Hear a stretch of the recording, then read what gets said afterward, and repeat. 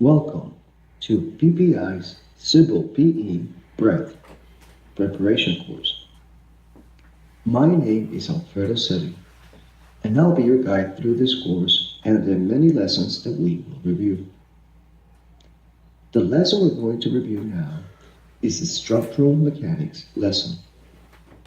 This lesson lasts approximately 6 hours, so please use this time frame to plan ahead your study schedule. The lesson is going to be divided into 6 different recordings. Each recording is going to last about an hour.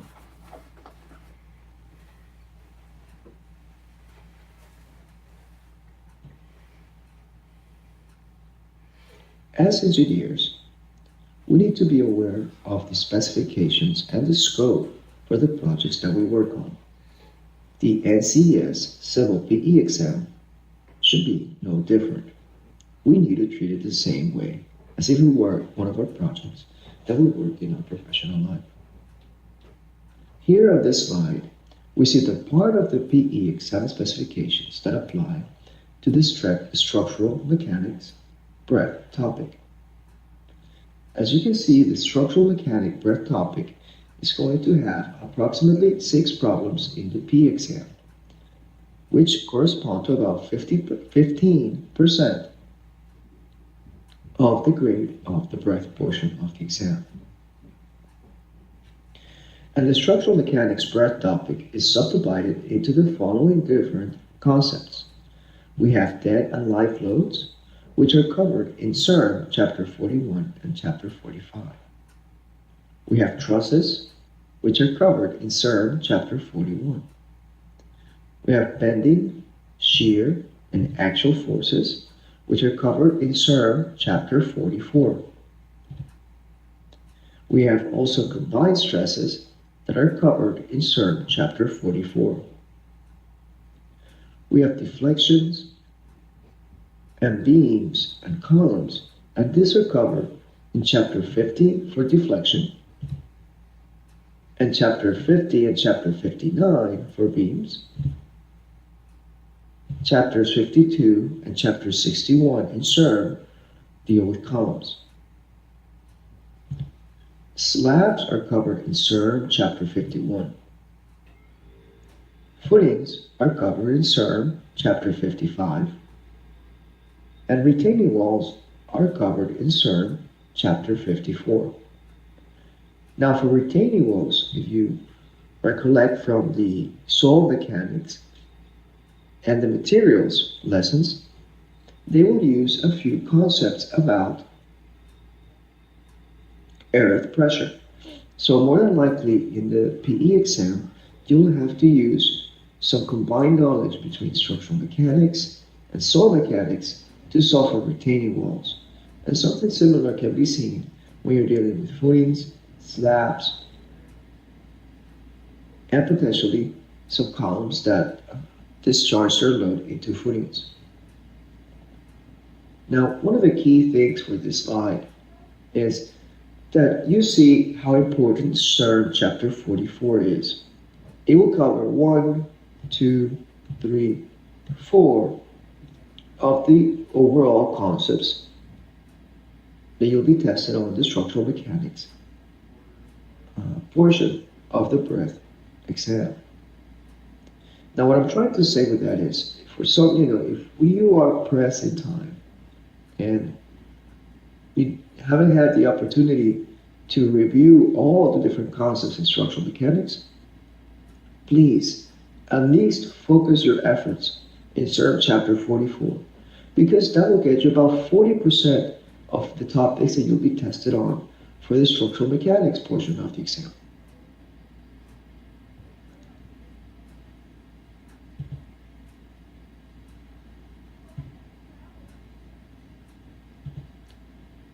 Now this lesson, the structural mechanics lesson, is going to be divided into dead and live loads, trusses, axial, shear, and bending stresses, combined stresses, concrete properties, steel properties, material testing, slabs, and columns.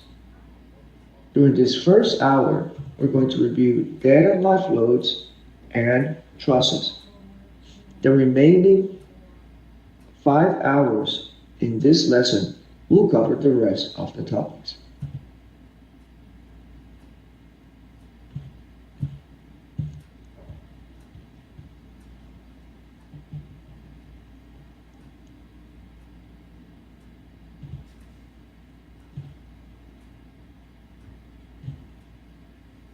Now, some of the exam topics or concepts that we saw before are not shown in our lesson outline, and those include deflection, footing, retaining walls, and temporary structures and facilities.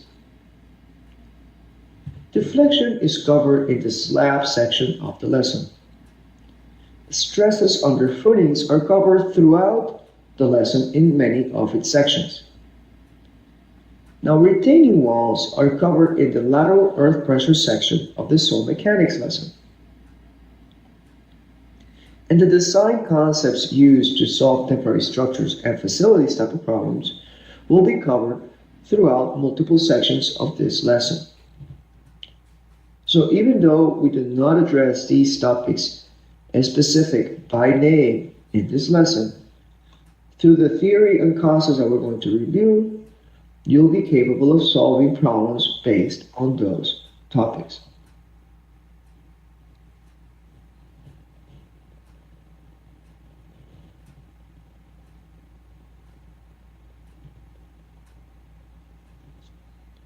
Now, the key thing about PPI Civil PE Breath Preparation course is in its last two words. It is a preparation course. It is not intended to teach you new theories and concepts 100% that you haven't seen before. It is a preparation course to help you refresh on the knowledge that you already have from your 4-year college coursework and your 4 years of professional working experience in civil engineering.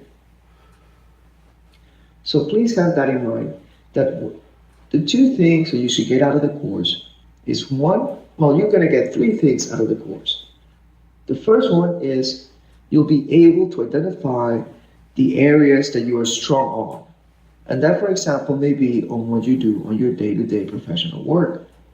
Or it may be which was your favorite subject or subjects during your college coursework. The second thing you'll get out of the course is you'll be able to identify the areas that you're weak on, the areas where you need to focus your studies on. Because you'll be able to see through the material that we're going to cover if something starts to seem new or you have a vague recollection of or does not come as easy as some of the other topics, then those are clear indications that those are areas that you may want to focus a little bit more of an effort on to be prepared for the P exam. And the third item you'll get out of the course is you'll get some familiarity with the type of exam problems that you'll see in the NCS Civil P exam. And we'll be discussing, of course, some techniques and some ways on which NCS can use to test you and to test your knowledge in the PE exam. Now, having said that, for this specific lesson, the core prerequisite knowledge that you should have is first be familiar with basic calculus principles. Second, have a good recollection of the strength of materials.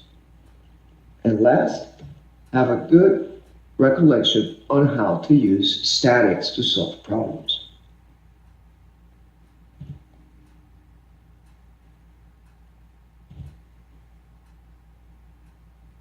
Now here we have some reference codes and standards to help you with this portion of the P exam, of the breath P exam. We have the ACI 318, which is the building code requirements for structural concrete, and this comes from the American Concrete Institute. We have the American Society of Civil Engineers Design Code 7, which is the minimum design loads for buildings and other structures. And last, we have the Civil Construction Manual from the American Institute of Civil Construction.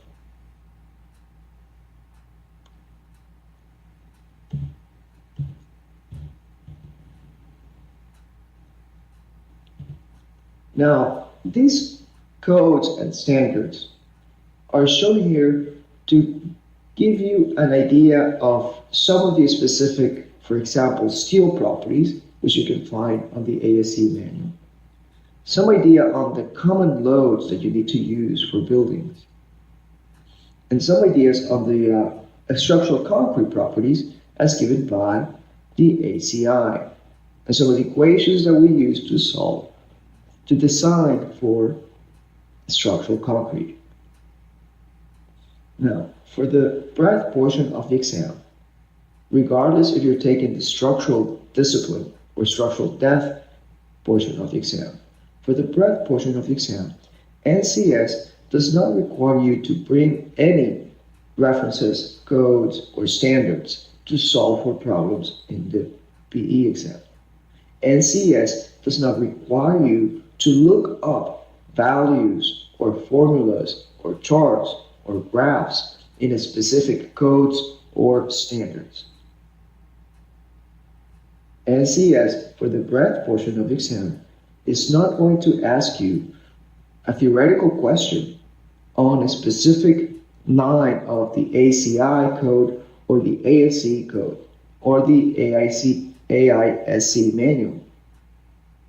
That is for the breadth portion of the exam. Now, we have these three reference codes shown here is because they cover core principles, which you will be tested on. The core principles are covered on these standards. But please do not get confused that you will need to look up values or charts or specific items in these standards during the breadth portion of the exam.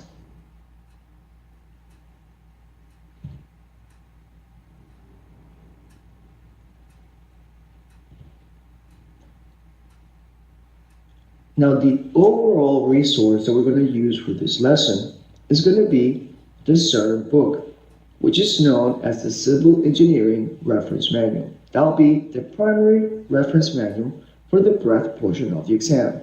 And the CERN is an excellent compendium of civil engineering topics. So if you only had one book, if you were allowed only to bring one book into the breadth portion of the exam, I will say that without a doubt, that will be the CERN book. And the reason why is because the breadth portion of the exam tests you on core knowledge and concepts of the different disciplines within civil engineering. And the CERN does an excellent job of collecting all these different topics, formulas, charts, graphs, and theories into one big book. The CERN is such a good reference that you'll even find occasions where you use it in your professional life, especially when you need to quickly refresh yourself on a civil engineering topic that you haven't used in a while. That is why, so far, I have not met an engineer that does not have a version of CERN in their professional library. So think of the CERN of not only a resource that you will use for the PE exam, but it's also a resource that you will use during your professional life.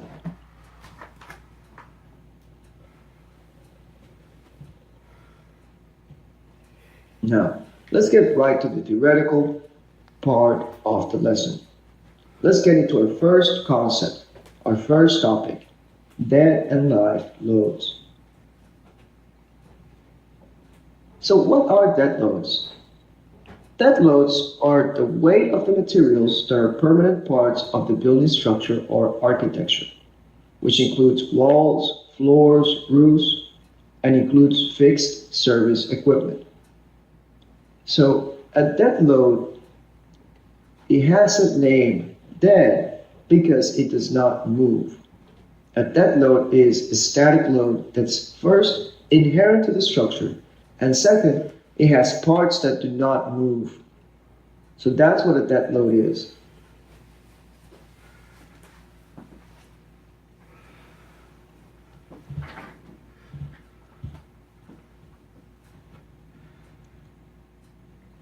Now here let me offer a quick quote from ASCE Guide 7. It comes from section 3.1.1. Dead loads consist of the weight of all materials of construction incorporated into the building, including, but not limited to, walls, floors, roofs, ceilings, stairways, built-in partitions, finishes, cladding, and other similarly incorporated architectural and structural items, and fixed service equipment, including the weight of cranes. ASCE SEI Guide 7 is the most common used standard for dead and life load estimation. It also covers snow, wind, seismic, and other loads. Now, the topics of snow, wind, seismic, and other loads are outside the scope of the Civil PE breadth exam. Because ASCE Guide 7 is the standard that covers all these different loads and is the most common use, it's a staple in every structural engineer professional library.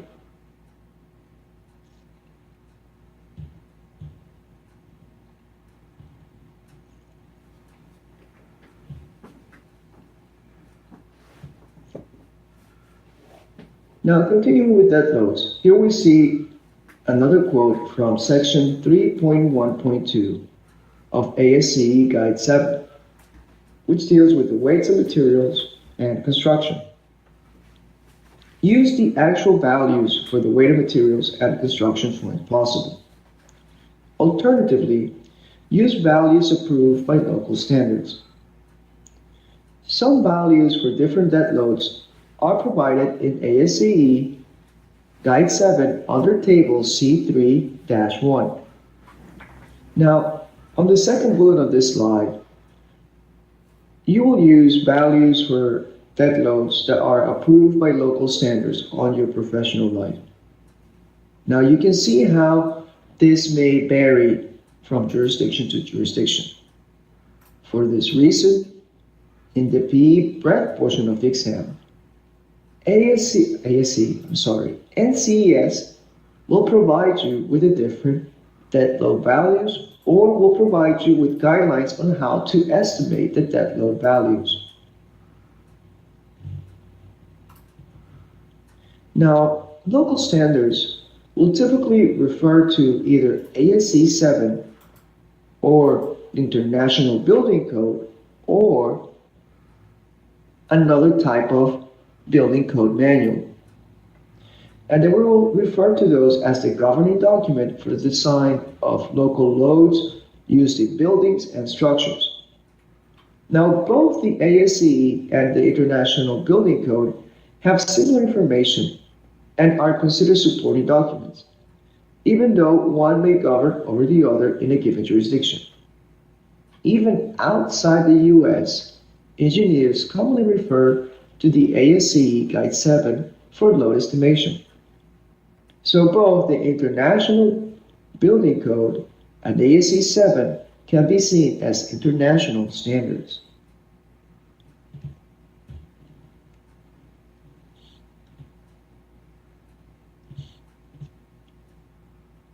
Now, in dead loads, you need to include the weight of fixed service equipment. And that equipment includes plumbing stacks and risers, electrical feeders and heating, ventilating, and air conditioning systems. Now, these are service equipment that is going to be fixed to the structure for its life. So please note that perhaps you may be tested on a theoretical question in the PE exam about how you estimate dead loads.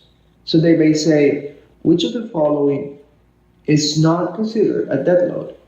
and they may put a wall weight, the finishing of the wall, and they may put something like the AC unit. So the AC unit is also considered because it's a fixed service equipment to be included. So keep in mind that you may be tested on this core idea that dead loads include not only the materials used for the construction of the project, the weight of the materials used for the construction of the project, but they also include the weight of fixed service equipment.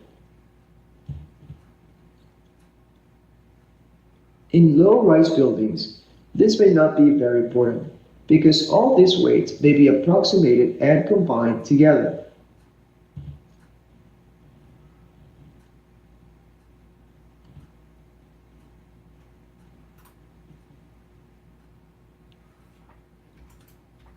Within dead loads, we also have lateral soil and hydrostatic pressure.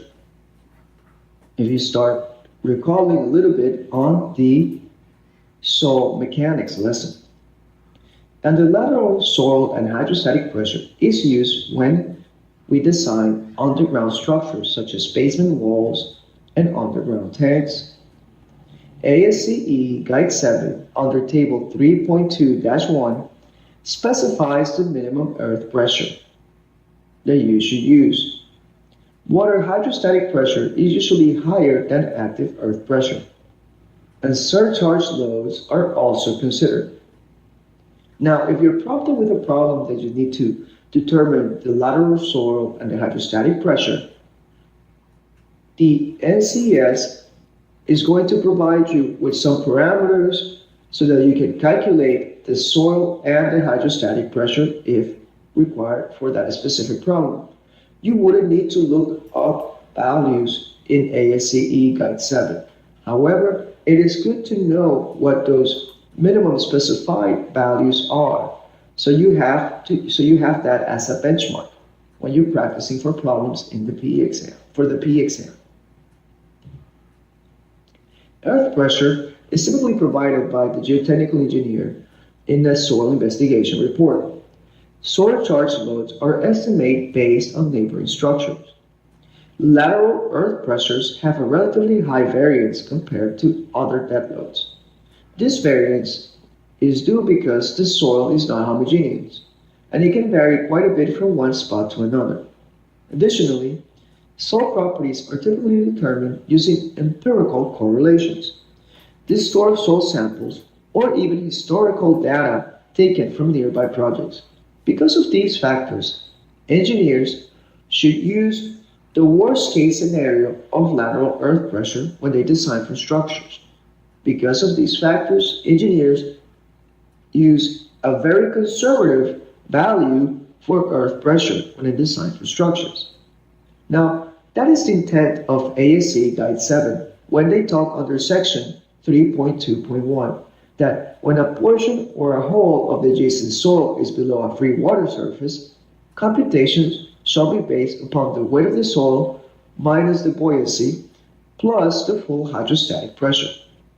Essentially, the engineer is being directed to design the structure for the dry density of the soil as well as the water pressure in the soil.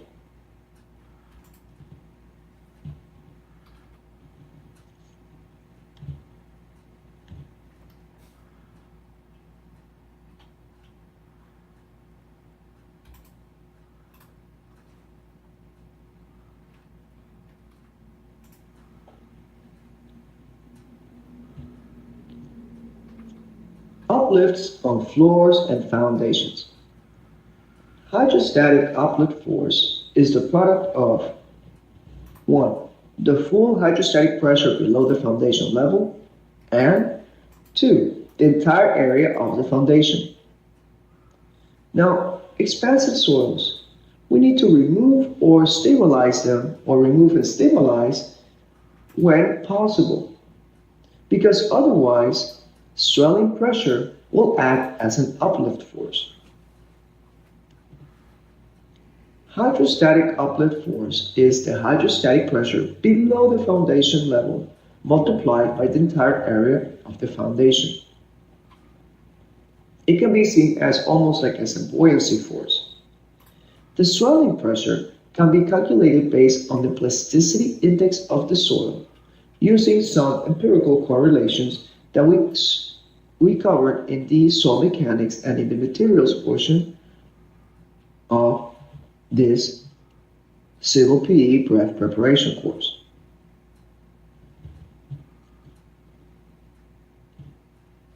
Now, enough on dead loads. Let's go through some of the concepts under life loads.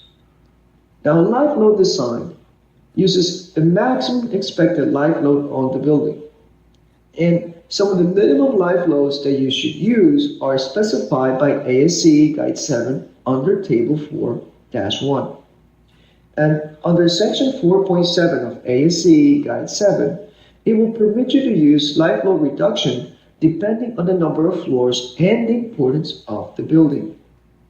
Now, these concepts in ASCE may be tested in the P exam on when you can use life reduction and when you can use different factors based on the importance of a building.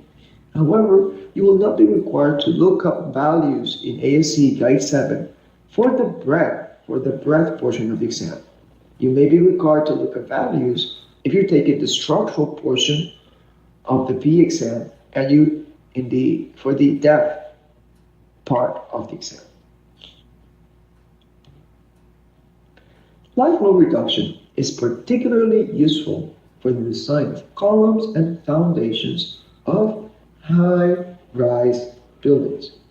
Life load reduction only applies to uniformly distributed life loads. It is not permitted if the life load exceeds 100 pounds-force per square feet or 4.79 kilonewtons per square meter. And the life load reduction is also not permitted if you use it in passenger vehicle garages. The methodology behind life load reduction illustrates the philosophy behind the ASCE guide. Essentially, the life loads dictated by ASCE Table 4-1 require the use of a relatively high life load on the entire floor area. Since the engineer cannot anticipate every possible load on the floor, the engineer cannot determine, they can design for the maximum occupancy on the floor, but the engineer cannot determine the kind of furniture that will be added on the floor, or any kind of special occasion where the maximum occupancy may be exceeded. So that's why we use a relatively high life load over the entire floor area. Now, this works well for local member design, which are the members that support the life load, such as beams. However, it also over-designs the non-local members, which are the members that do not directly support the life load, such as columns. Now, for this reason, ASCE Guide 7 allows the life load to be reduced on these non-local members. ASCE Guide 7 Table 4-1 displays a list of minimum design loads for different occupancies and uses. If you're tested in the P exam on life loads, NCS more than likely will provide you with some values that look similar to those as in Table 4-1 from the ASCE Guide 7. And the reason why is because of the breadth portion of the exam, you're not required to look up these tables from the ASCE Guide 7. Now, the depth portion of the exam is a complete different story.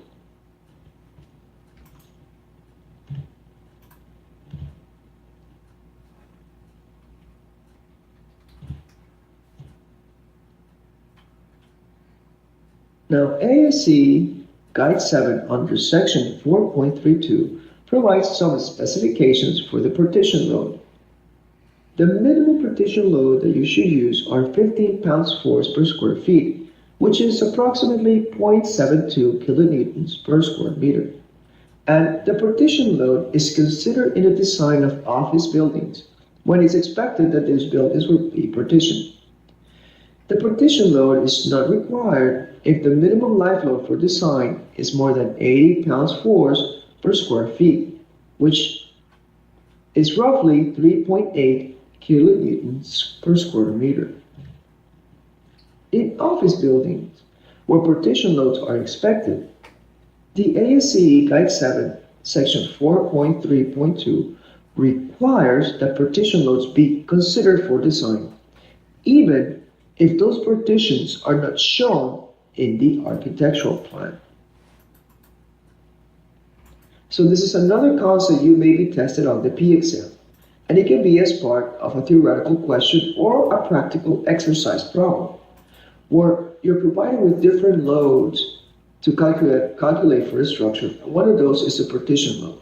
And if the description of the problem knows that this is an office building, then you will need to use this partition load. If the description of the P exam does not say that this is an office building, and it shows that the live load exceeds 80 pounds-force per square feet, you will not be required to use the partition load as shown in the problem data. The other way, they can phrase some kind of theoretical question along the same way too. For example, they can say, partition loads are commonly used in which type of building structure? They will say a gravity wall, they will say a beam, or they will say an office building, or they will say a residential house, or any other kind of different descriptions, but we know that partition loads are to be used in office buildings.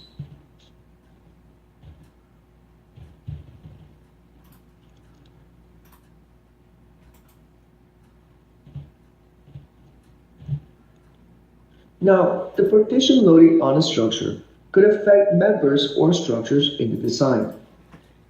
It could be unfavorable when we compare it to full loading, and it may require extra reinforcement in reinforced concrete structures. The intent of ASCE Guide 7 regarding partition loading of a structure is to make sure that the most unfavorable conditions are being accounted for in the design. For example, adding a live load to a structure can result in a reduction of stresses in the member, such as a continuous beam with a uniform load over the entire beam can result in less internal stresses than a continuous beam with alternate spans being loaded. Drawing influence lines is a useful technique for considering partial loading in structural analysis. This is also discussed in CERN under Section 41.25 and Section 46.10. So if you would like to read a little bit more on partial loading in structural